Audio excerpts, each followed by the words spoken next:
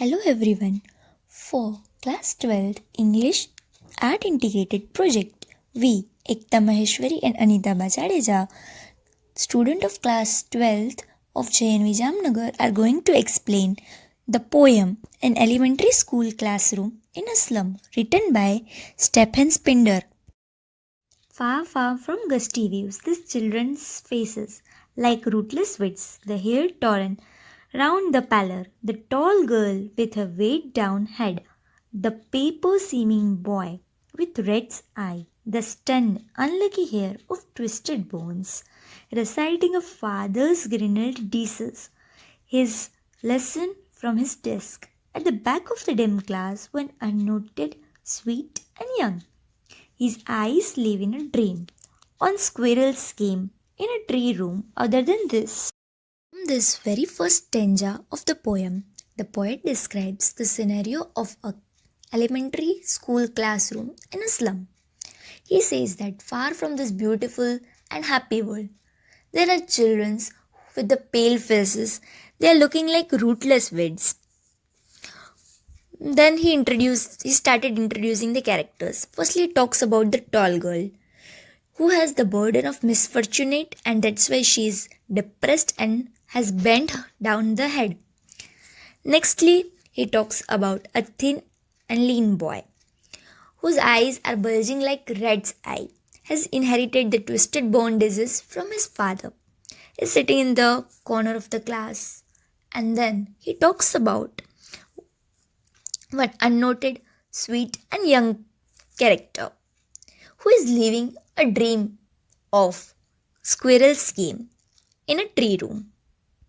On sour cream walls, donations, Shakespeare's head, cloudless at dawn, civilized dome, riding all cities, bleeded flowery Terralese valley, open-handed map, awarding the world its world, and yet for these children, these windows, not this map, the world, where all their futures painted with a fog, a narrow street, sailed in with a lead sky far, far from rivers, capes, and star of words.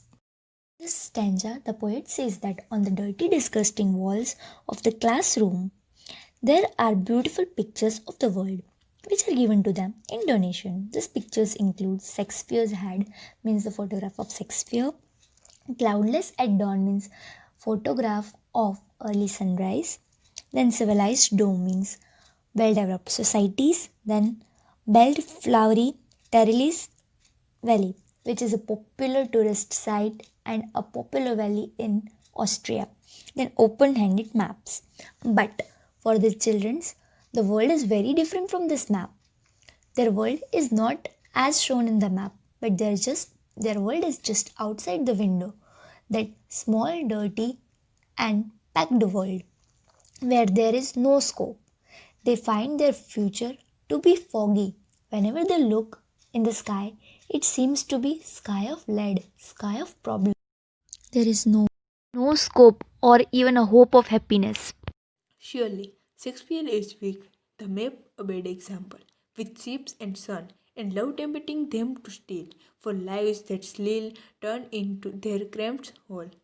From fog to endless night, on their slag heap, these children wear a skin peeped through by bones and spectacles of steel with mended glass, like bottle beads on stones. All of their time and space are foggy slum, so blot their maps with slums as big as doom. What is the use of literature in the Shakespeare for the children of some school?